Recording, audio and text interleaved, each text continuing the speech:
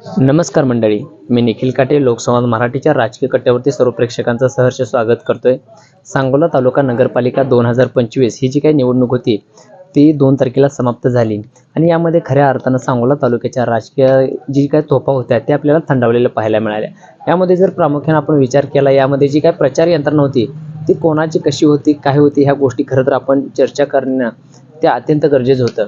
कारण सांगोला तालुक्याच्या इतिहासामध्ये ही पहिलीच निवडणूक अशी होती की स्वर्गीय गणपताबांचा जो बालेकिल्ला होता त्या बालेकिल्ल्यामध्ये पहिल्यांदा स्वर्गीय आबांच्या नंतर ही जी काही निवडणूक होती ती सांगोल्यामध्ये आपल्याला पार पडलेली पाहायला मिळाली. यामध्ये प्रामुख्यानं जर बघितलं तर दीपक आबा साळुंखे पाटील असतील, याचबरोबर भारतीय जनता पार्टी असेल, याचबरोबर डॉक्टर बाबासाहेब देशमुख जे की विद्यमान आमदार आहे आणि याचबरोबर बघितलं तर माजी आमदार शहाजीबाबू पाटील. खरं तर हे सांगोला तालुक्यात एक प्रस्थापित आणि दिग्गज नेते म्हटलं तर आपल्याला अवघड ठरणार नाही. आणि या दिग्गज नेत्यामध्ये जर बघितलं तर आपल्याला सांगोला तालुक्याची जी काही निवडणूक होती ही अगदी हुमरातुमरीची आपल्याला पाहायला मिळाली.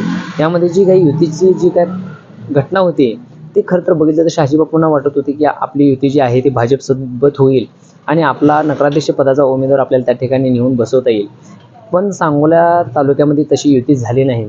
जरी राज्यामध्ये जरी भाजप आणि शिंदे गट जरी एकत्र असला तरी सांगोल्यातल्या युतीमध्ये मात्र आपल्याला बिघाड झालेला बघायला मिळाला. यामुळे दीपक आबा साळुंखे पाटील असतील, डॉक्टर बाबासाहेब देशमुख असतील, याचबरोबर भाजप असेल, यांची युती सांगोल्यामध्ये आपल्याला पाहायला मिळाली. याचबरोबर एकंदरीत जर विचार केला तर माजी आमदार शहाजीबाबू पाटील यांनी देखील या सांगोल्याच्या स्थानिक स्वराज्य संस्थेमध्ये आपलं पॅनल उभा केलं आणि या पॅनलमध्ये त्यांचे सुद्धा 23 उमेदवार आणि एक नगराध्यक्ष पदाचा उमेदवार त्या ठिकाणी उभा करण्यात आला. यामध्ये जर प्रामुख्याने विचार केला तर ह्यामध्ये 2 दिग्गज जे आहेत, एक चांगले चेहरे या सांगोल्यामध्ये काम करतील अशा पद्धतीनं नगराध्यक्ष पदासाठी मारुतीआबा बनकर आणि शहाजीबाबू पाटील यांच्या माध्यमातून आनंद माने यांना खरं तर उमेदवारी देण्यात आली. परंतु यामध्ये जर प्रामुख्याने आपण विचार केला तर याच्यामध्ये जी काय प्रचार यंत्रणा होती ही दोघांची आपल्याला अतिशय तगड्या पद्धतीने पाहायला मिळाली. यामध्ये प्रामुख्याने डिजिटलायझेशन असेल, याचबरोबर त्याच्यामध्ये ज्या काही गोष्टी शहाजीबापूंच्या होत्या त्यामध्ये सुद्धा डिजिटलायझेशन असेल, याचबरोबर बॅनरबाजी असेल, अशा सर्वच गोष्टी आपल्याला त्या ठिकाणी आपल्याला चांगल्या पद्धतीने खरं तर आपल्याला बघायला मिळाल्या. परंतु ही जी काही निवडणूक होती ही काटातटीची आपल्याला बघायला मिळाली. कारण सांगोला तालुक्याच्या इतिहासामध्ये राजकीय जी काही भूमिका ही होती ही टोकाची आपल्याला कधीच बघायला मिळालेली नव्हती.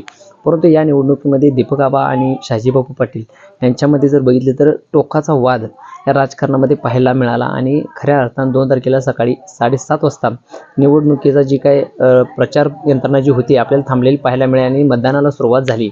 आणि यामध्ये प्रामुख्याने सांगोला तालुक्यामध्ये जर बघितलं तर आपण 26,000 मत जे होतं हे आपल्याला खरं तर मतदात्यांनी त्या ठिकाणी केलं आणि सांगोल्यामध्ये 77% आसपास जो रेशो होता आपला, तर तो मतदानाचा टक्का देखील आपल्याला त्या ठिकाणी पाहायला मिळाला.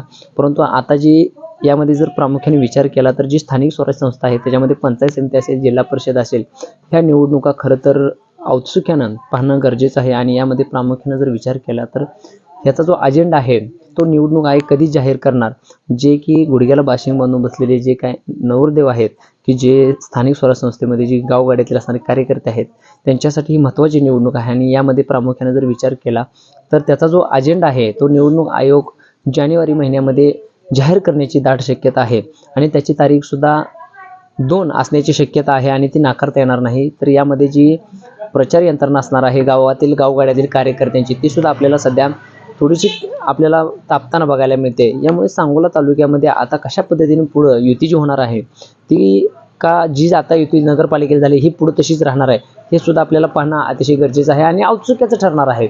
यामुळे येणाऱ्या काळामध्ये म्हणजे पंचायत समिती असेल, जिल्हा परिषद असेल, ही जी निवडणूक असणार आहे ही खरी तर कार्यकर्त्यांची असणार आहे. यामध्ये उमेदवारी जर कोणाला कशी मिळेल, कशा पद्धतीने मिळेल, आरक्षण कुठल्या पद्धतीचं कसं आहे, आरक्षणाचा अजेंडा तर पहिला जाहीर झालेला आहे. त्यामध्ये जी काही जिल्हा परिषद गट आहेत त्याच्यामधील जी काही व्यूहरचना आहे ती अगोदरच आपल्याला पाहायला मिळाली.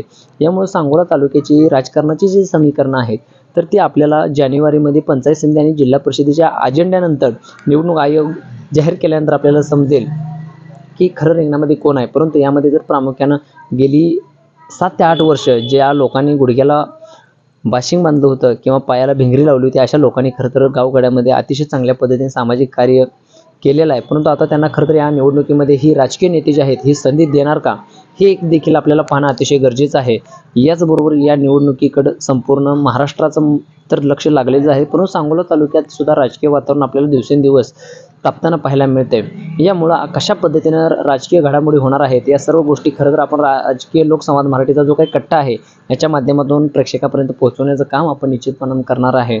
यापूर्वी आपण सांगोला तालुक्यातील ज्वलंत प्रश्न असतील अशा सर्व घटनांवरती खरं तर आपण भाष्य करत असतो आणि राजकीय कट्ट्यावरती ज्या काही चर्चा होत असतात याच्यामध्ये सर्व पक्षातील सर्व लोकांना घेऊन आपण खरं तर समाजामध्ये एक वास्तववादी चित्र दाखवण्याचं काम करत असतो आणि याच अनुषंगाने आता जी काही जिल्हा परिषदेची निवडणूक होणार आहे ती कशा पद्धतीची होणार, याचबरोबर कार्यकर्त्यांना संधी मिळणार का, नेते संधी देणार का, ह्या सर्व गोष्टी आपण खरं तर या ठिकाणी बघणार आहे.